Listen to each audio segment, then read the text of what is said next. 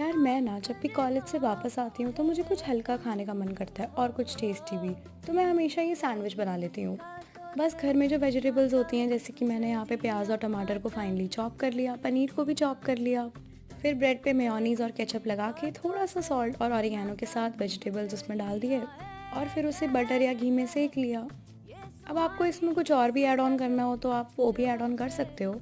मुझे तो ये ऐसे ही खाना पसंद है, बहुत फुलफिलिंग और बहुत टेस्टी होता है और इजीली तो ये बन ही जाता है।